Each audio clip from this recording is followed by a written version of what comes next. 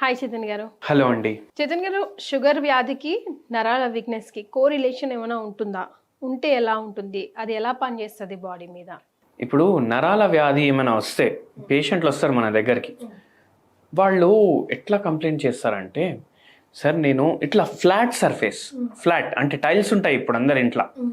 Flat surface మీద నడుస్తే చీమలు గుచ్చినట్టు అవుతుంది నాకు. కూర్చుంటేమో తిమ్మిర్లు వస్తున్నాయి, మొత్తం కాళ్ళు తిమ్మిరి వస్తుంది. ఇట్లా పడుకుంటే నాకు కాళ్ళల్లో మంటలు వస్తున్నాయి. సో ఇట్లా ఏదో వేరేలాగా సిమ్టమ్ వస్తుంది. అయితే ఈ పేషెంట్కి ఏముండే అంటే షుగర్ వ్యాధి కూడా ఉండే. పేషెంట్ నాతో ఏమన్నారంటే, సార్ మీరు నాకు ఫస్ట్ నరాలకు ఇవ్వండి. నేను ఏమన్నా షుగర్ వ్యాధికి కూడా ఇస్తామా, నరాలకు కూడా ఇస్తాను, రెండు సైమల్టేనియస్గా తగ్గుతాయి. వద్దు, నాకు 10 రోజుల్లోనే నరాలు తగ్గియండి. ఎందుకు, నేను అమెరికా పోవాలి 6 monthsకి పిల్లల దగ్గర. అయితే నేను ఒకటి ఎక్స్ప్లెయిన్ చేసినాను పేషెంట్కి, అందరికీ కూడా చెప్తాను. ఏంటంటే ఇప్పుడు World War II అయింది కదా. World War II అయినప్పుడు అమెరికన్ జెట్స్ ఉంటాయి, ఫైటర్ జెట్లు. మెయిన్ ఈ ఫైటర్ జెట్లు అదే టైంలో వాడినరు వరల్డ్ వార్స్లో. అప్పుడే ఈ టెక్నాలజీలు అన్నీ పైకి వచ్చినాయి. అయితే కొన్ని జెట్లు క్రాష్ అవుతుండే, కొన్ని జెట్లు రిటర్న్ వస్తుండే. అయితే అప్పుడు ఏమైందంటే ఈ అమెరికన్స్ ఏం చేసిండ్రు, మేము ఇప్పుడు ఒక ఆర్మర్ పెట్టాలి, ఒక గార్డ్ పెట్టాలి. దేనికి? ఆ ఏరోప్లేన్కి క్రాష్ అవ్వకుండా. అది ఎక్కడ పెట్టాలి అనేసి క్యాల్కులేట్ చేయడానికి ఆ టైంలో అమెరికాలో ఉన్న ఒక పెద్ద మ్యాథమెటిషియన్ని పిలిచిండ్రు. ఓకే. ఆ మ్యాథమెటిషియన్ని పిలిస్తే ఆయన మొత్తం ఎగ్జామినేషన్ చేసి మొత్తం క్యాల్కులేషన్ చేసి ఆయన ఏమన్నాడంటే, ఇప్పుడు బుల్లెట్లు ఎక్కడ దాక్కుతున్నాయి అనేసి మొత్తం అబ్జర్వ్ చేసిండు ఆయన. అయితే ఎక్కడ దాక్కుతున్నాయి బుల్లెట్లు అంటే, వింగ్స్ ఉంటాయి కదా ఏరోప్లేన్ వింగ్స్, అక్కడ తాకుతున్నాయి. మళ్ళీ దాని తర్వాత ఏదైతే వెనక భాగం ఉంటుంది కదా అక్కడ తాకుతున్నాయి. అయితే ఇప్పుడు అందరు ఏమనుకుంటారు, ఆర్మర్ ఎక్కడ పెట్టాలి? ఈ వింగ్స్కి పెట్టాలి, వెనక భాగంకి పెట్టాలి. ఇంజన్ భాగం ఏదైతే ఉంటుంది కదా అక్కడ బుల్లెట్లే తాకలేదు. ఓకే. అయితే ఇప్పుడు ఆయన ఏమన్నాడంటే, మీరు ఆర్మర్ ఎక్కడ పెట్టండి అంటే ఈ ఇంజన్ భాగం ఉంది కదా అక్కడ పెట్టండి. అయితే ఆర్గ్యుమెంట్లు అయినాయి. వాళ్ళు ఆర్మీ వాళ్ళు ఏమన్నారంటే, ఎయిర్ ఫోర్స్ వాళ్ళు, అరే అక్కడ బుల్లెట్లే తాకలేవు, మీరు అక్కడ పెట్టమంటున్నారు ఏంది అనేసి అన్నారు. ఈయన అప్పుడు ఏమన్నారు తెలుసా మీకు? అందరు అదే అనుకుంటారు, వింగ్స్కి పెట్టాలి, వెనక్కి పెట్టాలి, ఆబ్వియస్ కదా. ఆయన ఏమన్నాడంటే, అక్కడ తాకలేదు అనేసి మీ ప్లేన్ రిటర్న్ వచ్చింది. కొన్ని ప్లేన్లు క్రాష్ కూడా అయినాయి కదా. వింగ్స్కి తాకిందంటే ప్లేన్లు రిటర్న్ వస్తున్నాయి, వెనకాల భాగంకి తాకినాయి అంటే రిటర్న్ వస్తున్నాయి. ఇంజన్ భాగంకి తాకింది కాబట్టి మీ ప్లేన్లు అక్కడ పడిపోయినాయి, అవి రిటర్న్ రాలేదు. దాని అర్థం అది. అందుకే ఇక్కడ ఇంజన్ భాగంలో ఆర్మర్ పెట్టి మీరు దాన్ని ప్రొటెక్ట్ చేయండి.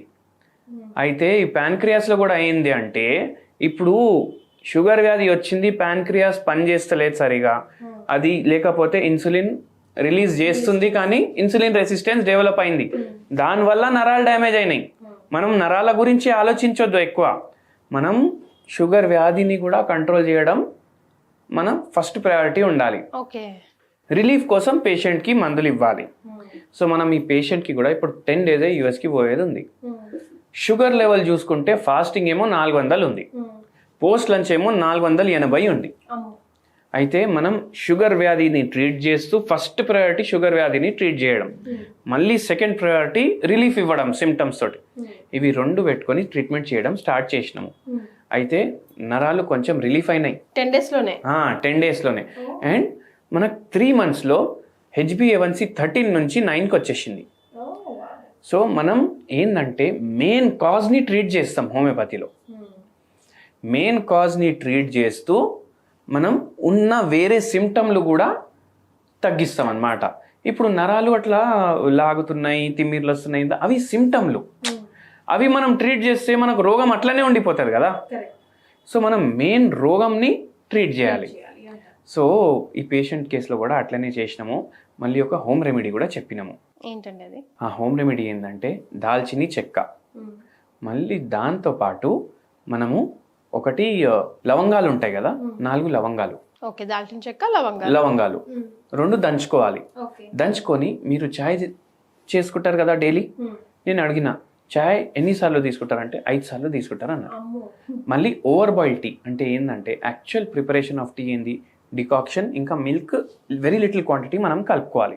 మనం ఏం చేస్తాం, సగం పాలు సగం డికాషన్ వాటర్ రెండు వేసి దాన్ని బాయిల్ చేస్తాం, మళ్ళీ దాంట్లోనే చాక్పతి వేస్తాం, అట్లనే బాయిల్ చేస్తాం ఎంతోసేపు. కానీ అట్లా కాదు, డికాక్షన్ సపరేట్ మీరు ప్రిపేర్ చేసుకోండి. ఇప్పుడు కాఫీ ఎట్లా డికాక్షన్ సపరేట్ ప్రిపేర్ చేసుకుంటాం కదా, ఇది కూడా డికాక్షన్ సపరేట్గా ప్రిపేర్ చేసుకోవాలి. పాలేమో వేడి చేసుకోవాలి, తక్కువ పాలు వేసుకోవాలి మీరు. ఆ డికాక్షన్ ప్రిపేర్ చేసేటప్పుడు మీరు ఇవి రెండు దాంట్లో యాడ్ చేసుకోండి అని చెప్పిన. అప్పుడు మనకు టీ కూడా మనకు బెనిఫిషియల్ అవుతుంది. అప్పుడు అట్లా చేయాలి మనం. Masala tea kind of thing.